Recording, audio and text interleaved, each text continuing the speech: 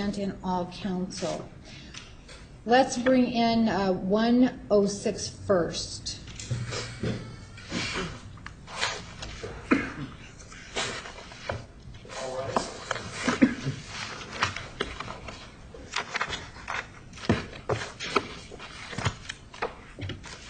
Court planning on individual board doc for each witness? Or Yes. Okay.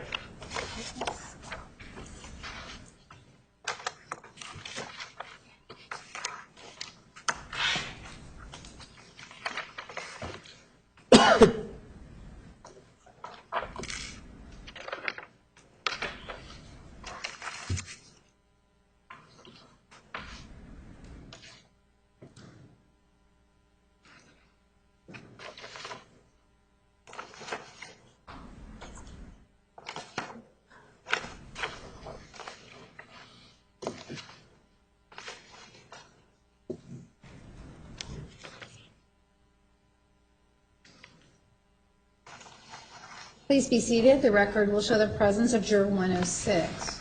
Good morning. Good morning. Since you were here last week, have you read, seen, or heard anything about this case in the media? No. Since you were here last week, have you spoken with anyone about this case? No. Has anyone spoken to you about this case? No. Have you done any research about this case? No. Has anything occurred since last week that you wish to report to us? Anything, for example, that would affect your ability to sit as a juror on this case? No. So you are still available to be here through December 18th on the days indicated on the calendar you were provided last week. Is that Yes, correct? All right. Mr. Martinez. Sir, good morning. One of the things that you told us in your questionnaire was that you wanted to talk to your boss because you were new to the company. Yes, sir. And where do you work? SWD Urethane. And what do you do there? I'm a production specialist, I guess. I build batches of polyurethane. And how long have you, when did you first attain that employment? I would say the end of August. And you've spoken to your boss, and it's not going to be a problem for you to come in and serve? Correct. It's in the employee handbook that they'll allow, make exceptions for jury duty. One of the things that you indicated in your questionnaire, I believe, is that you're LDS? Yes. And there may be, or there may not, well, the questionnaire indicates that some of the people may be in the LDS church.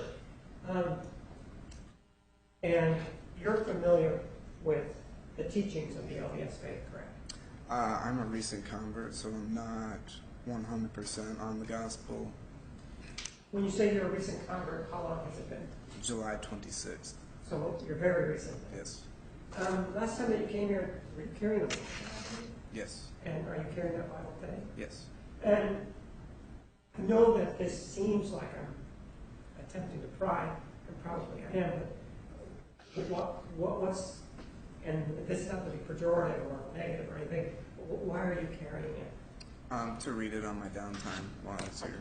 I can be productive. And do you read it on a constant basis, or? I try to Objection, read it. relevance, improper questioning about religion. Overruled. Okay. That's okay. I try to read it every day. Sometimes I don't, but I try to make time for it. And I know the questionnaire tells me this, but you seem very young. How old are you? 23? You also indicated that your grandfather is a court-appointed attorney. Yes. And who is he? What kind of work does he do? I don't know. Do you talk to him often? No. So he doesn't discuss his cases with you? No.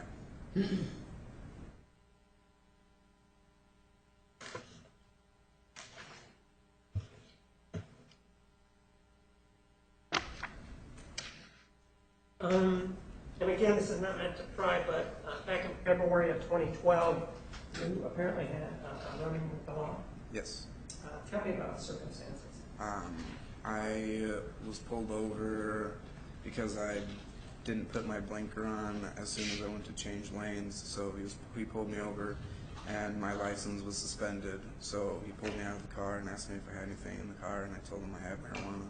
So I was arrested for possession of marijuana. And what happened to that case? I went to the Superior Court, and the county attorney did not file my paperwork on time. So I went to the court date that was on my ticket, and I had a $1,000 fine, and it was a misdemeanor. So it was designated a misdemeanor? Yes. Anything about that experience that would have a tendency to be a stop case in your mouth? In other words, you were stopped for a traffic ticket, then it turns into this. Anything about that?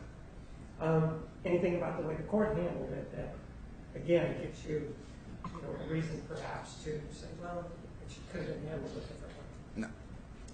No. Knowing what you know so far about the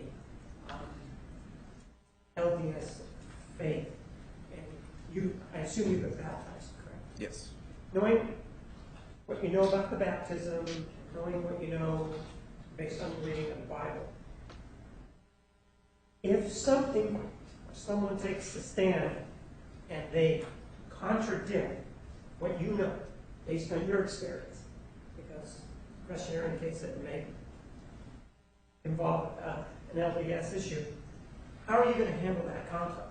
If you know, for example, that something is A, and somebody else takes a stand and says B, how are you going to handle that conflict? I think everybody's entitled to their own opinion and own beliefs. So, I mean, I work with a lot of people who aren't of the LDS faith. No. I mean, if a person who is LDS takes the stand, Okay. and they're of the faith, LDS, and they say, I could give you examples, but I choose to use letters. They say, for example, B, and all of your teachings tell you that it's A. The bishop, you talk to him, and the stake president, the individuals that may have talked to you prior to you becoming baptized, all of them tell you A. And then somebody comes in here and professes, they also have the LDS faith, and they tell you B. How are you going to handle that in assessing their testimony if you know in your heart, based on your teachings, that they're wrong?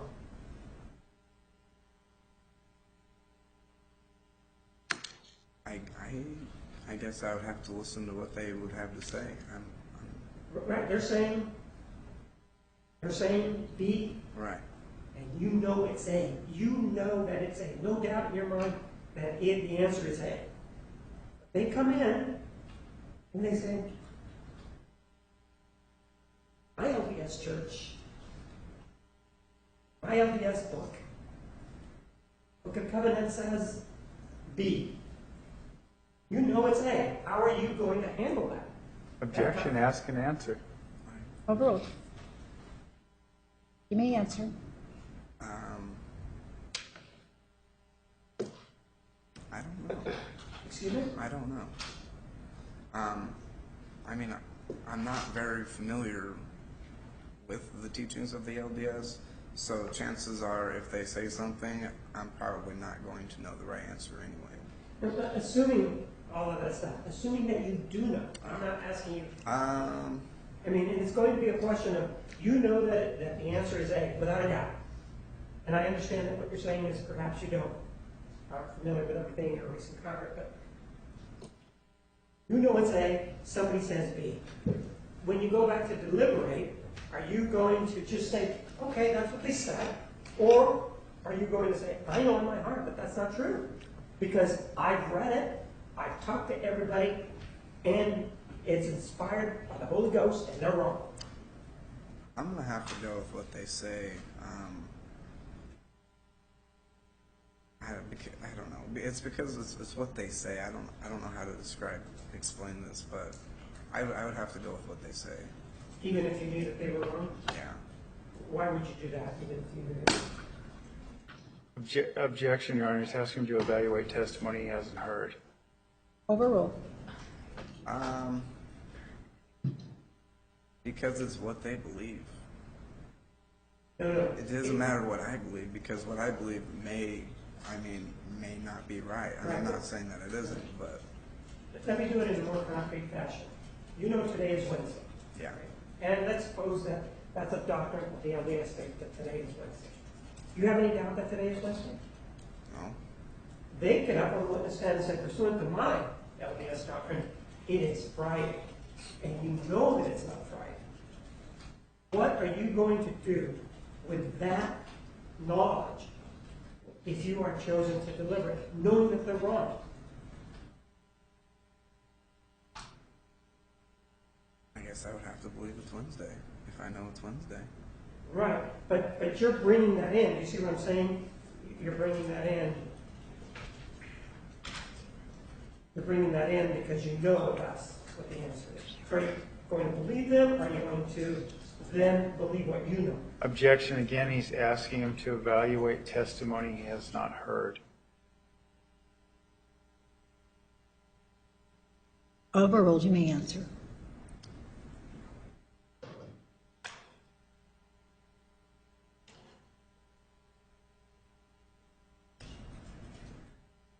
I don't know. I guess if I know it, then 100% without a doubt that I know it, then I would guess I would have to,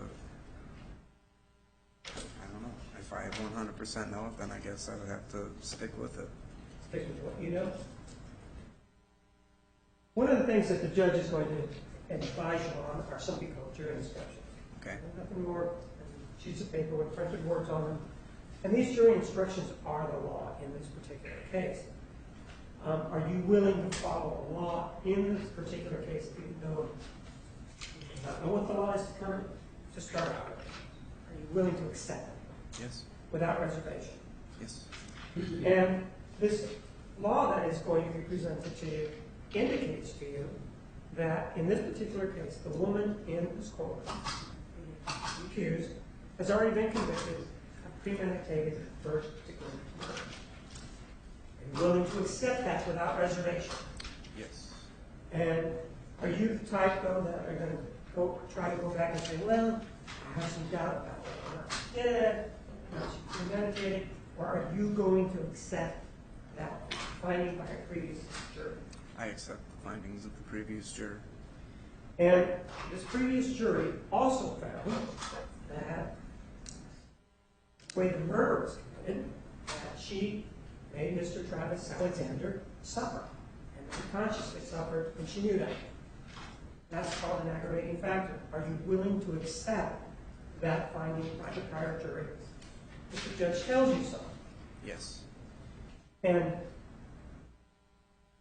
are you willing to not want to go back and say, well, really suffer, didn't suffer, or are you going to accept that when you go to make your decision in this case? I will accept it. One of the things that the judge is also going to instruct you is that every juror has to make their individual decision. And then the decision has to be rendered. Are you the type that once the decision is in your mind and set back to deliberate, are you somebody that's going to go in the corner and say, well, I reached my decision, I'm not going to discuss this with you? Are you going to do that? No. The jury instructions indicate that you are to deliberate or discuss whatever you find with the other jurors. Is that something that you are willing to do? Yes. You understand that the only issue in this particular case is whether or not the defendant is going to be sentenced to die or be granted life. You understand that, right? Yes.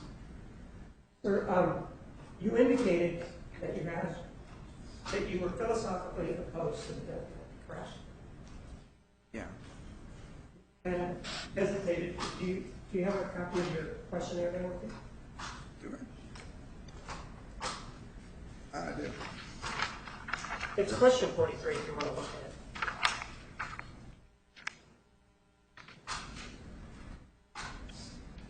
it. Okay. And in it, it does indicate that you're philosophically opposed to the death penalty, right? Yes. When you go into the jury room to deliberate, that means that you already, or as you said here, you believe that the death penalty is inhumane, correct? I don't know about inhumane. I think that the death penalty is a very extreme measure.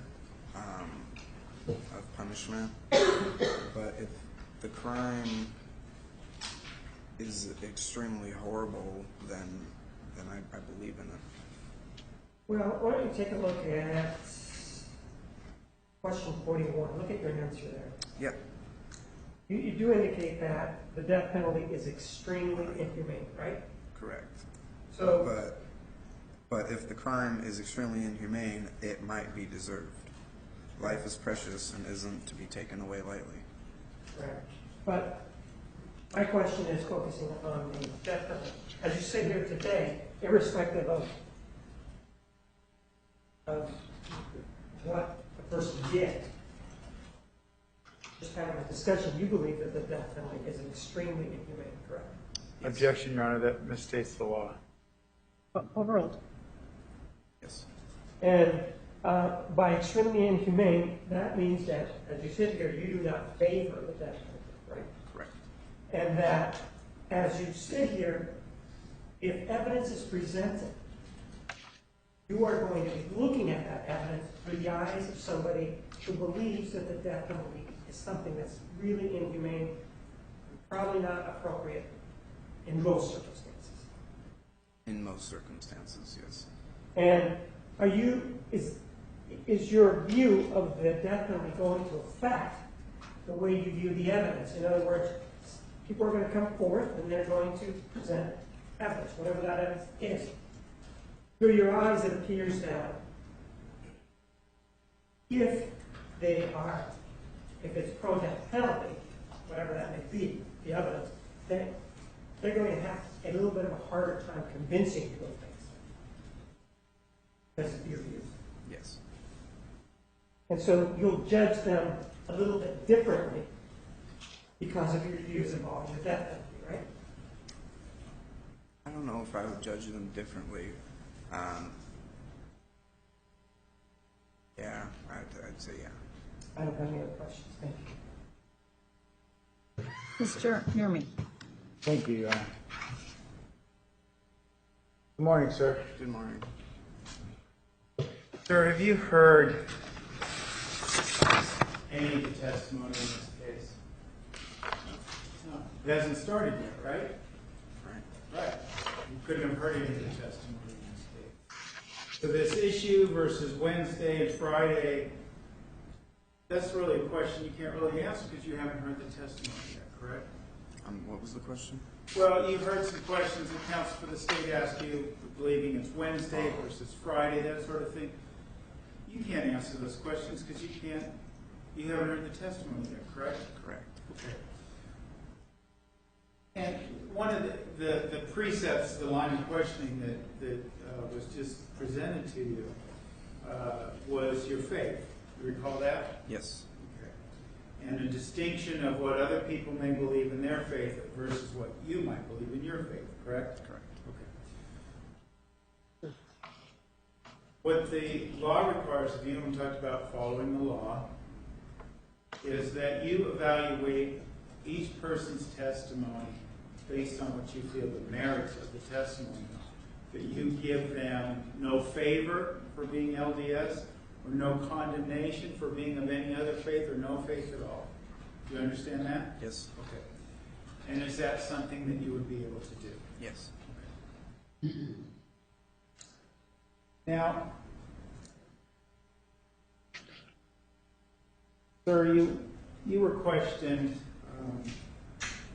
about your views on the death penalty, and I kind of want to hash that out a little more. Okay. One of the things, sir, that the law requires of you is that you be able to impose a sentence of both life and death, that you not be so philosophically opposed to the death penalty or so in favor of the death penalty that you couldn't give either one. Do you understand that? Yes. Okay.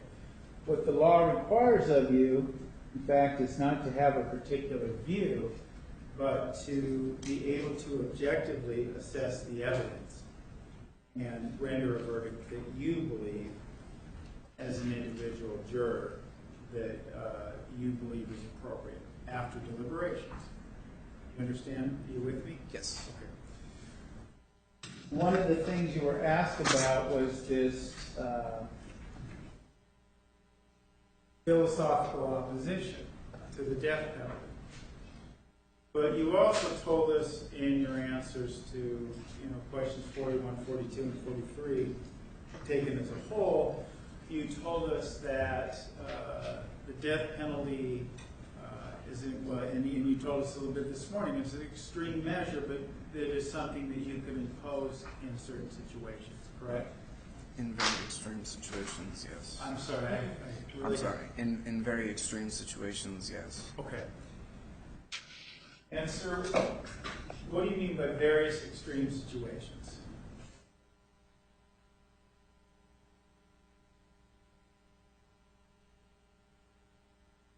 If the crime that was committed was extremely heinous, and I mean the evidence that is given to me is just horrible, then I would consider the death penalty for them, but it would have to be extremely bad. Okay. Extremely bad. Did I hear you correctly? Yeah. Extremely bad. Okay. Well, one of the things you heard a few moments ago, and extremely bad can mean of different things to different people, and so I want to kind of break it down for you a little bit more. You've heard a few minutes ago counsel for the state tell you that you have to accept the fact that Ms. Arias was convicted of premeditated first-degree murder. Do you know what that means? Yes. Okay. That means meant to do it, cold-blooded murder, acted with the intent to do it, and cause the death of another person. Objection, it doesn't mean cold-blooded murder. It states the law. Sustained. Meant to do it. Killed the person, knew if they did it, they were going to kill the person, and they killed the person. You understand that? Yes. And it also, the previous findings also mean that it was done in an especially cruel manner. That the victim suffered, and that Ms. Arias knew that he was going to suffer when she stabbed and shot him. You understand that? Yes. Okay. Is that one of those extremely bad situations in which you feel like you could consider giving a penalty of death? Objection and proper questions taken. Sustained. May we approach? You may. Okay, thank you.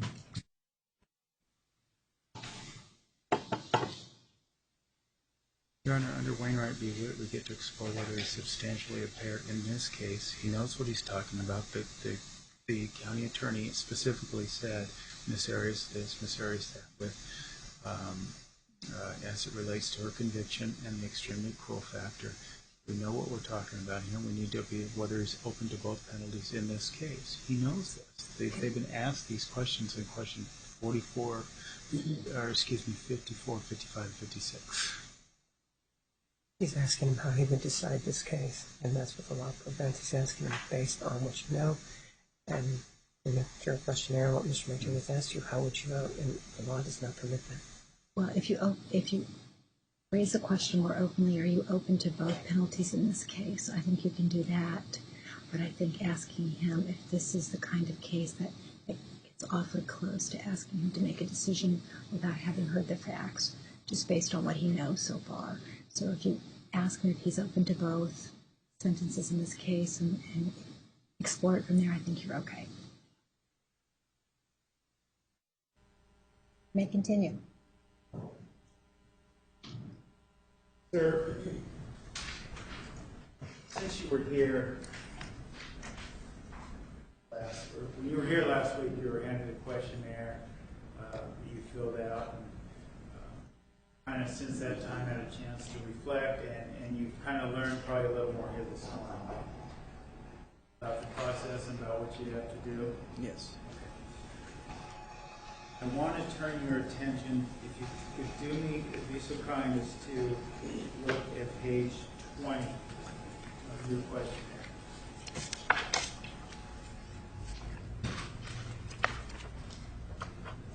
And sir, I want to specifically draw your attention to question. Let's start with question 54.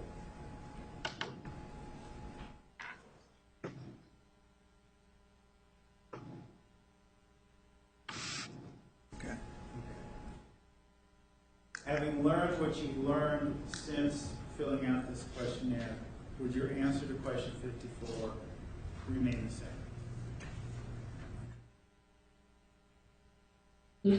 Yes.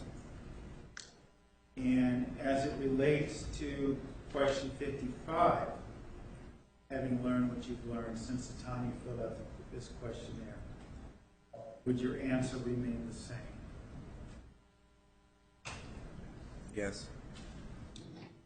And knowing what you know now and what you've learned since filling out this questionnaire, asking you the same question as it relates to question 56, would your answer remain the same?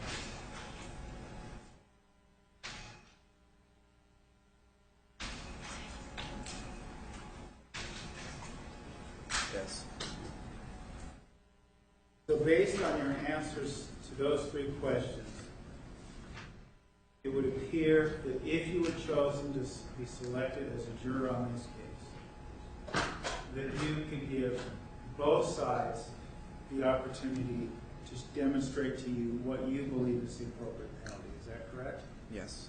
And you will give meaningful consideration to the mitigation that is presented to you, evidence Ms. Arias presents to you as it relates to her argument that a life penalty is appropriate. Is that correct? Yes. Okay. Thank you, sir. Counsel approach, please.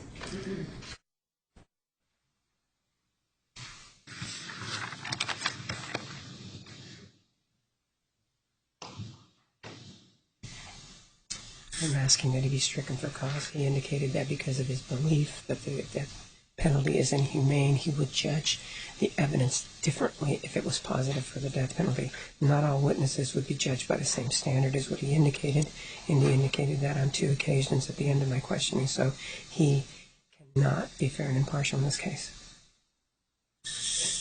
I'm not sure exactly what he is talking about, what he's referencing, but we had the juror go through all the questions. I asked him if he would be open, fair, and impartial to give both people an opportunity. While he did mention a general opposition to the death penalty under the law, that is not sufficient reason to strike someone. They have to be substantially impaired under Wainwright v. Witt. He's not. He could give both penalties. He said it. We went through the entire questioning, and he said he could. There's absolutely no lawful reason, and I haven't even heard a state cite any case law in favor of the idea that why this juror could not be fair and impartial. All right, I want to follow up with one question, and then I'll call you back. Juror 106, when you were answering questions, indicated at one point that you may judge the testimony of the witnesses in this case differently because of your views on the death penalty. Is that what you said? Could you repeat that, please? Yes. You stated that you would judge the testimony of the witnesses in this case differently because of your views on the death penalty. Is that what you said?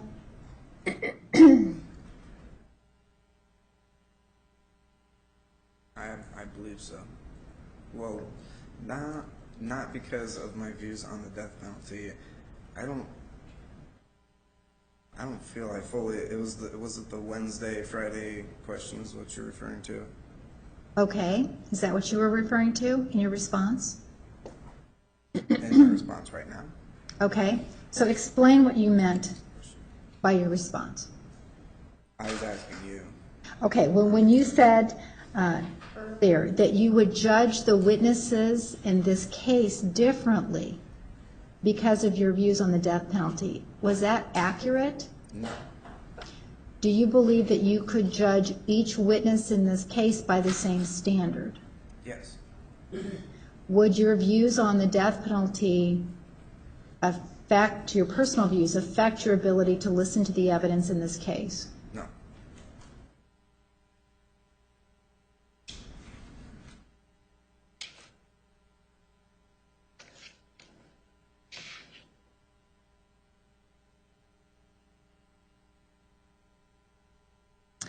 Counsel, please approach.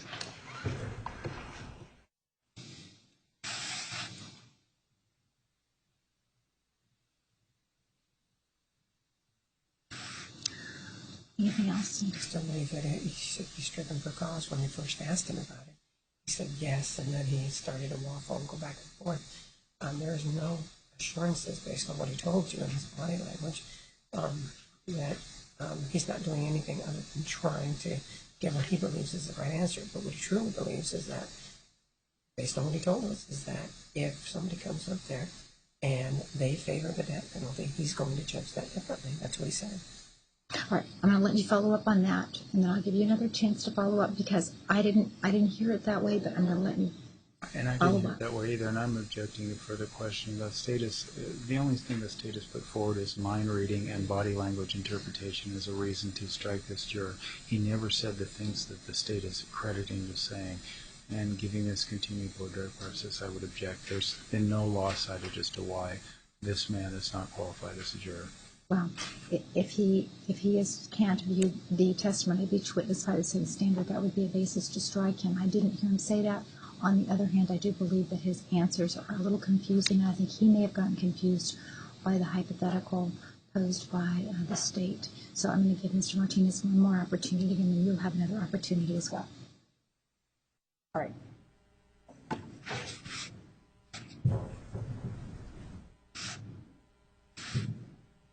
Third, one of the things that we talked about was your view of the testimony that came in.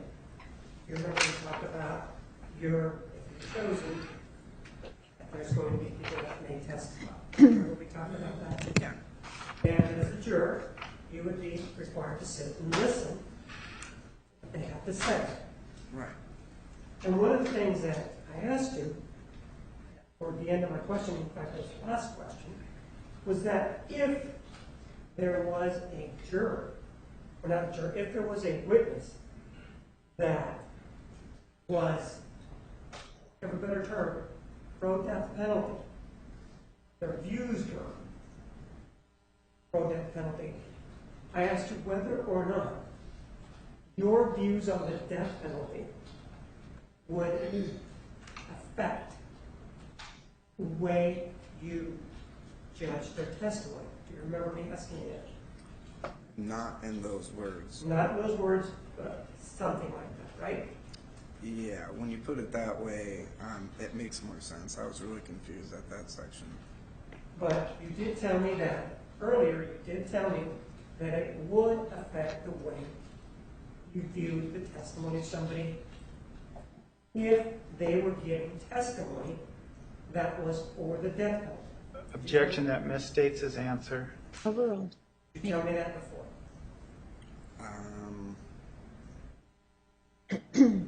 I remember telling you if I couldn't, I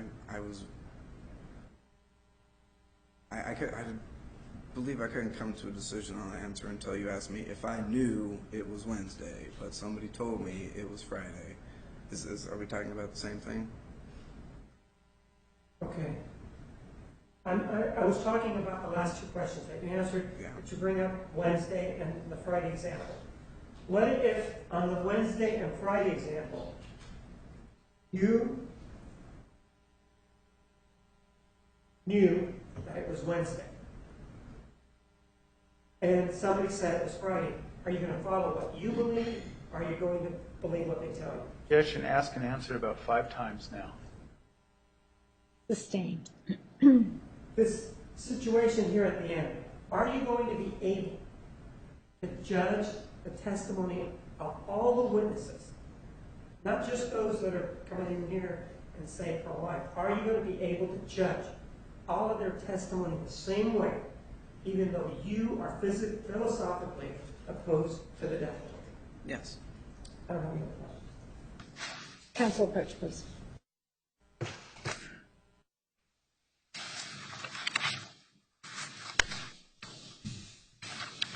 Anything else?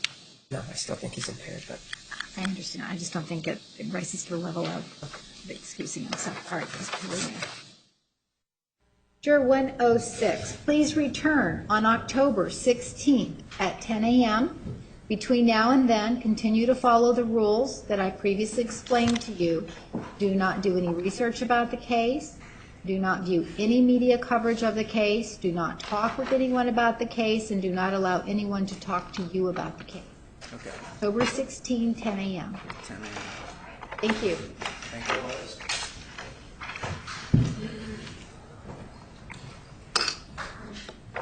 123.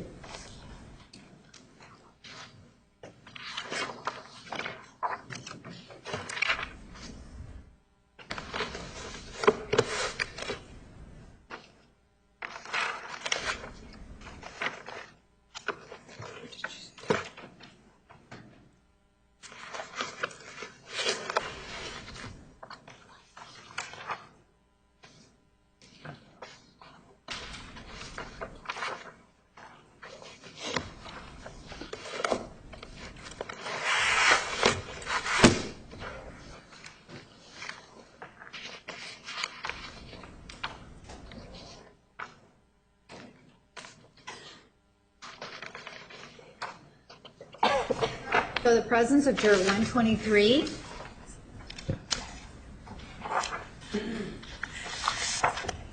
Good morning. Thank you for returning. Since you were here last week, have you seen or heard anything about this case in the media? Since you were here last week, have you spoken to anyone about this case? Has anyone spoken to you about this case? Have you done any research about this case? Since last week, has anything come up that you need to tell us about that would affect your availability to sit as a juror on this case? No employment-related issues, travel, nothing like that? All right. Mr. Nurmi. Can we approach, Your Honor? You may.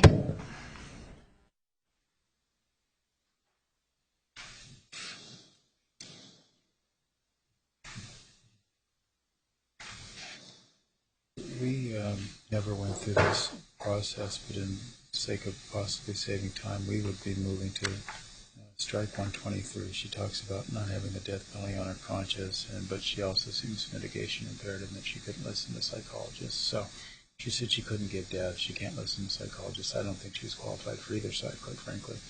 I agree. Okay, thank you. Juror 123, thank you for being here. You are excused. We appreciate your time.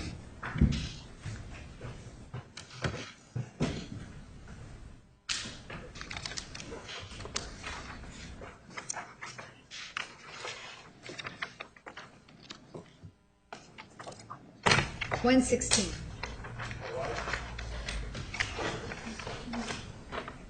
You say 116, Your Honor? 116. Thank you.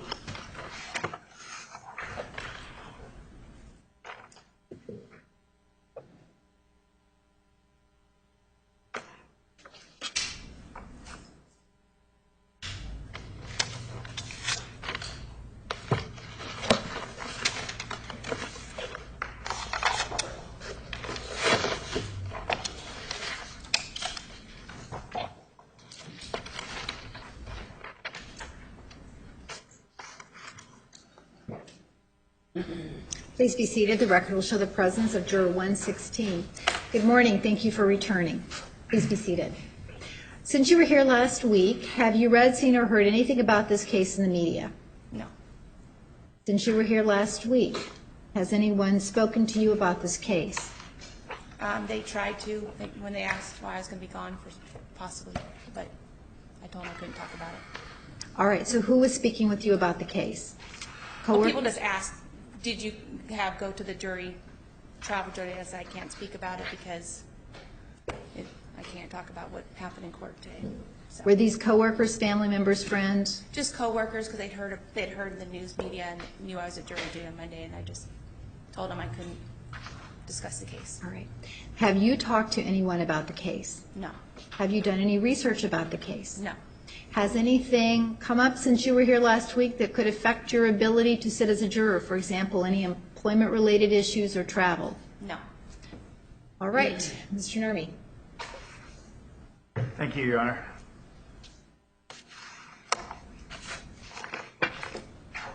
Good morning, ma'am. Morning.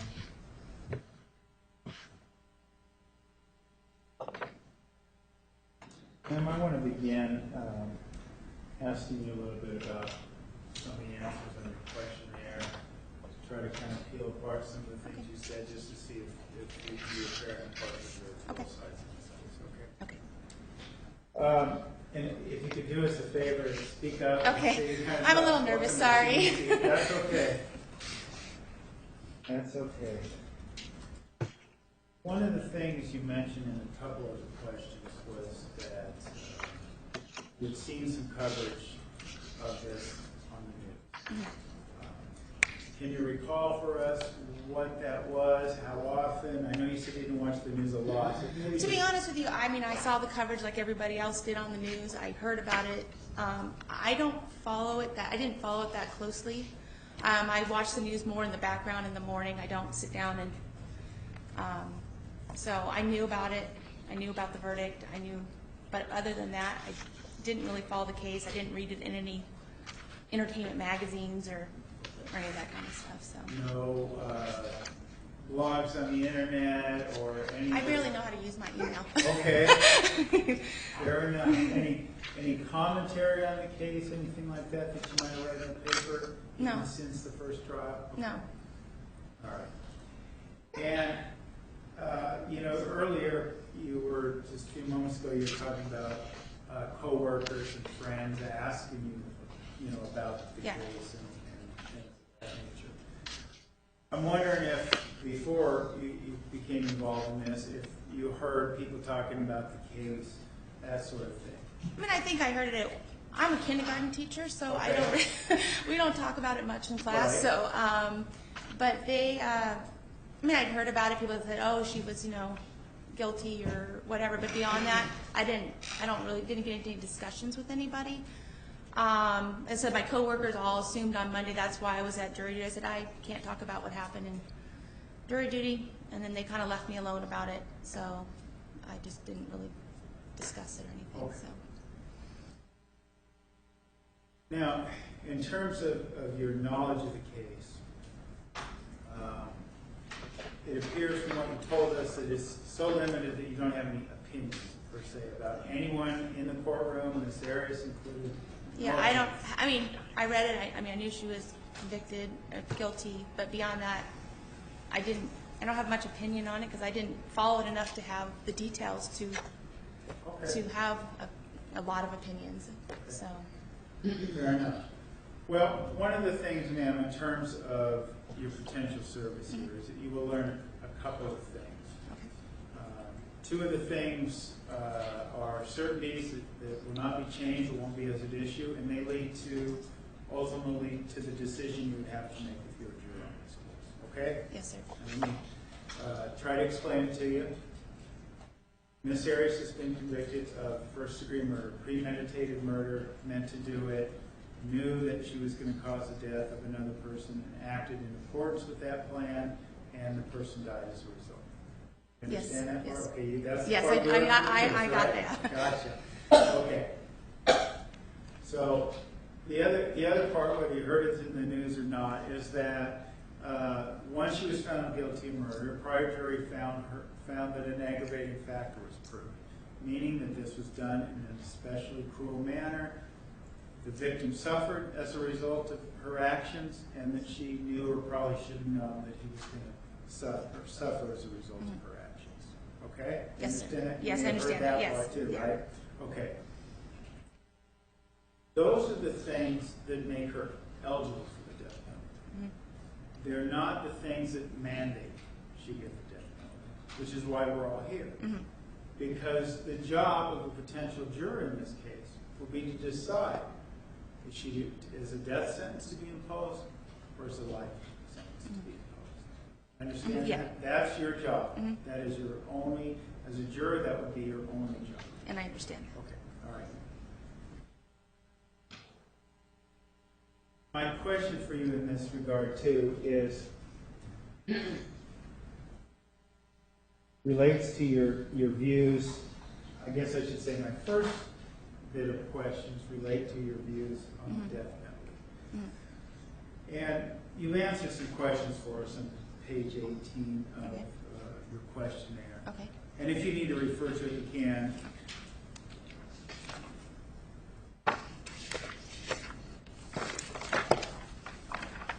you want to read your answer to yourself, that'd be fine. I'm just going to ask you a couple questions about it. Okay. I understand what you said in there, but one thing I think you would probably agree with me that it's one thing to think about the death penalty in the abstract, or whether you believe it as a philosophical tool, but it's another thing to be sitting in a chair where you might be judging a person's life, right? It's different. And so I'm wondering if, having had this time to reflect upon this since you first answered the questions, whether your answers would remain the same. I still feel the same way. I'm a very factual person. I believe I need to hear evidence and facts and everything that goes along with hearing what you guys have to say or what said in the court. I really believe that because I said I'm a very, very factual person. Okay. So I just I like so. Okay.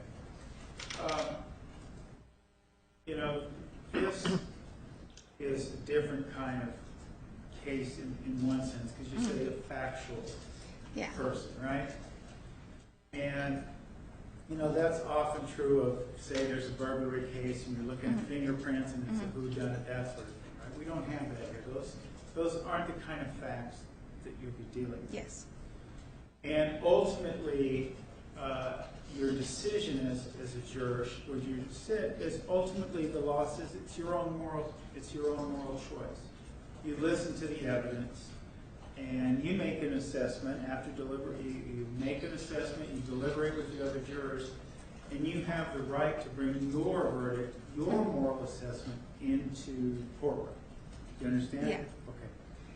And the law accounts for the fact that each person, each juror, may have a different moral assessment of what is right, what is wrong, or how much weight something's to be given.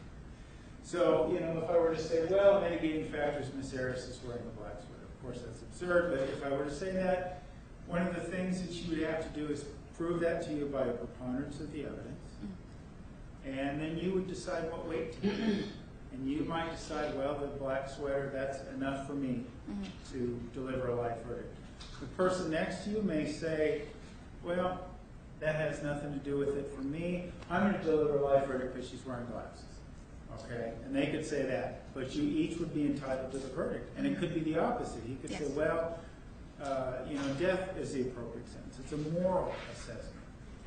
And it is not necessarily...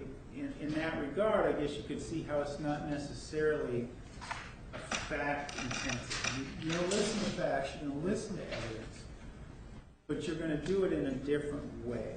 So one of the things you say when you say you're a fact-intense person, I want to make sure you understand how it's a different determination. It's not necessarily a matter of math.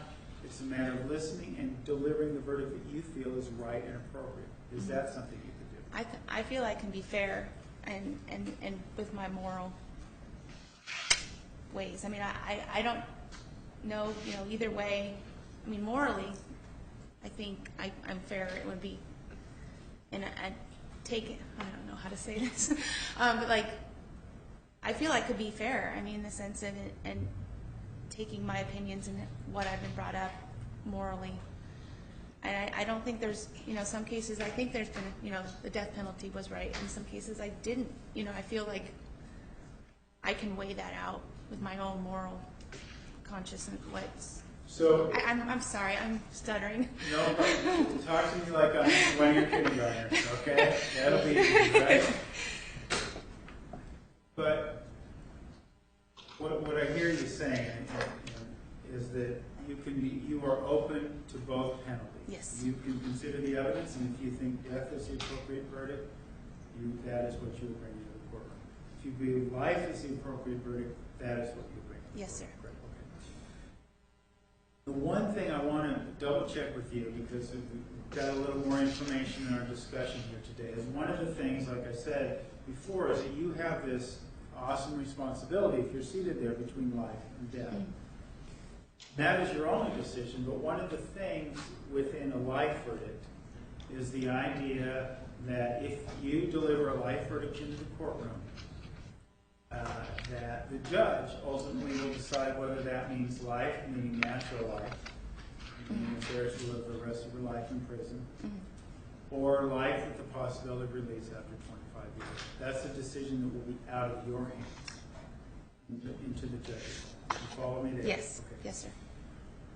One thing that's at issue then is if knowing that the judge may very well say she could be released after 25 years, will that inhibit your ability to bring a life verdict into the courtroom? No. Okay. So if you felt like life was the right verdict, but you're worried that the judge might release you for 25 years, you don't think that would be right, that wouldn't give you the inclination to vote for a death sentence. I trust the judge's opinion on that. You know, I feel like if I gave my moral, how I felt at the end of the day, and I know when I walk out of the courtroom that I made the right decision, then that's what I'd be okay with. Okay. Thank you, ma'am. Mr. Martinez.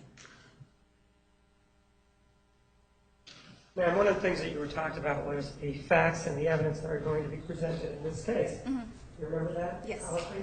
And do you remember that you were told, well, this will be different than the normal case where you're looking for guilt or innocence? Do you remember being told that? Yes. Well, actually, the way it's going to work, you understand that people are going to take the witness stand, just like they do in any other case. You understand that? Yes, sir. And do you understand that you are to weigh that individual's testimony and give it whatever credibility you want to give it? Do you understand that? Yes, sir. And do you understand that that's the same thing that happens in other trials throughout the United States, and in the guilt portion of this case, that's what happened? Yes, sir. So that when you're talking about this being something totally different, amorphous out here, it's actually going to be presented from the witness stand. Do you understand that? Yes, sir. And you're going to get documents from the witness stand. Do you understand that? Yes, sir. Photographs. Do you understand Yes, that? sir. And it's going to be the same as any other case. And you follow the judge's instructions and weigh the evidence and look at the credibility of witnesses just like if it were any other case. Can you do that? Yes, sir. And with regard to deliberations in this particular case, well, it's your own moral compass. One of my questions to you is this: is it going to be a situation for you? And yes, it is an individual decision, but is it going to be a situation for you that if you decide, for example, that death is the appropriate verdict, that you're going to then, if you're chosen, go back to deliberate and say, you know, I made up my mind, and I'm going to take this chair, and I'm going to face the corner just like a kindergartner in timeout, and not talk to the rest of you. Is that what you're going to do, or are you going to choose to discuss your decision? I would choose to discuss it. And that's what you're required to do. Do you understand that? Yes, sir. And the jury instructions are going to be given to you, and they will indicate certain things. One of the things that they will indicate to you is that the defendant is guilty of first-degree murder. Do you understand that? Yes, sir. And do you agree to follow the judge's instruction that you are not to go back and try to determine, well, is this premeditated? Is this planned? That's something that's already been decided. Are you willing to accept that? Yes, sir. And with regard to the other finding, that she made, as Alexander, suffer, and knew that, or should know, that he was going to suffer. I think the term was stabbing and shooting that he used. Are you willing to accept that without going back and saying, well, maybe he didn't hurt that much. Maybe that stabbing didn't hurt that much. Are you going to accept the verdict? Accept the verdict. And then, and only then, do you get to the decision as to whether or not life or death is appropriate. And that's where you are today, correct? Correct. And you understand that your job, your duty, your chosen, is to evaluate what people have to say. Understand that? Yes, I do. And if you decide that death is the appropriate verdict, is that something that is that a verdict that you can deliver? If that is yes. And one of the things that you indicated in your questionnaire about life, and I'll read it to you, is, question 42, I'll read it to you. It says, I believe if they are guilty of murder, they should serve life in prison. It's page 18. Yeah. You understand that at this point, as we sit here, or we stand here, that she is guilty of murder? Yes. So are you saying that sort of leaning towards one way or the other just because she's guilty of murder, or are you saying... I'm not leaning Okay. either way. And then you say, as long as the facts are there and proved without a doubt guilty.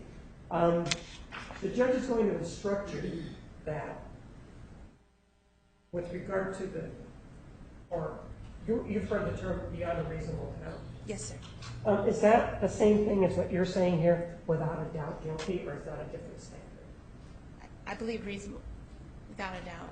Is that the Sorry, same- is that sorry, the I same- don't know legal jargon. No, I know, that's what I'm saying. Is that what you mean when you Yeah. wrote that down? You indicated that you're a paraprofessional. Yes, sir. I'm an assistant in a kindergarten class. Okay, so I think you said previously teacher. Well, I'm a teacher, but I'm the assistant, the second teacher in the classroom. So there's two teachers. There's a lead teacher, and then I'm the second teacher. Okay. How does your role differ from? Or how does it- She does all the planning. I support like classroom management. I'm a reading specialist where I do reading intervention. I do playground duty. I do all the extra stuff at the school. And how many kids are? How many kindergartners? It's kindergarten, right? Yeah, in my class I have 20 kindergartners. And I just want to understand it because it's probably not a concept to me. But when you say 20, is the 20 kindergartners for you and the other person, or is it just 20 for you? Do you We have share. She's like, we're together. So if the class size were broken up, they would be 10 kids. Yeah. Is that correct? Yes. And you say that you do the reading? Well, I do like reading intervention. I do like reading assessments to see if the kids need, to have reading intervention. And But so- I also do classroom management. I assist the lead teacher on a daily basis. So, but Reading. then I also do like recess duty, car line duty. I kind of do it all. Okay. Well, I'm more interested in the reading intervention. How do you determine? I do testing. We do what's called DIBEL testing, and we test and assess our kindergartners for 3 times a year. And then we go with the assessment, and then we figure out who needs assistance, whether they need to actually go to intervention, or if we just didn't need to do more where I do more pull out in the classroom individually. It just depends on their severity. Do you tutor them, or does that falls to somebody else? We actually have reading intervention specialists that if they're severe enough, they actually go and get pulled out of the classroom 30 to 45 minutes a day. Right. I actually will work with the ones that are what they call at risk, and I will work by pulling them out individually in the classroom and working with them. And you indicated that there was a test that you administered. Yes. Do you administer it? Yeah. Or does it? I actually administer the DIBEL testing. And is it a test where they read, or is it a test where they fill in? It's like a 1-minute assessment. I do for grades 1 through 6, but for kindergarten, it's a 1-minute assessment with the letter sounds, nonsense words, letter naming, and Right. they have to be able to do this within a minute. Uh-huh. We have kids that range from knowing 6 letters to knowing all 26. I mean, so. And is there a standard that goes with this test that you Yeah. administer? My objection we have- as to relevance to teaching protocols for state testing, it's completely irrelevant. Overruled. And is there a standard? Yes, And you're trained at that standard? yes. And the answer sheets, if you will, are important in your determination as to whether or not this child needs help or doesn't need help. We have strict instructions exactly how we read the instructions to the student. And- It's literally a script. We read the script to the student. We can't vary from that script. And then we say, "Are you ready?" And I give them the test. You do receive training with regard to the administration of this Yes, test, though, yes, right? sir. All right, thank you. I have no other questions. Council, please approach.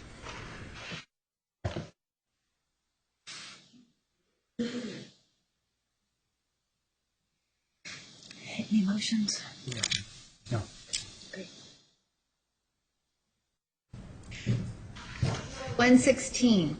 Please return on October 16 at 10 a.m.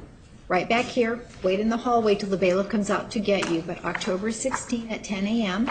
Between now and then, continue to avoid all media coverage. Do not talk with anyone about the case. Do not allow anyone to talk with you about the case, and do no research. Any questions? No, ma'am. Thank you. Thank you. Otherwise,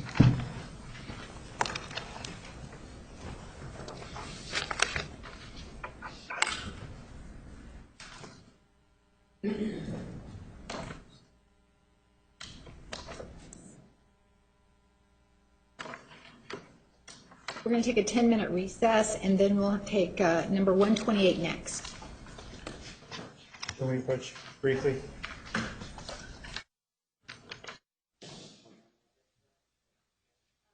Is this on the record? No. I just wondering where we're at number-wise. Well, we're good, but we have to, because of, Okay. we have to get through 128 and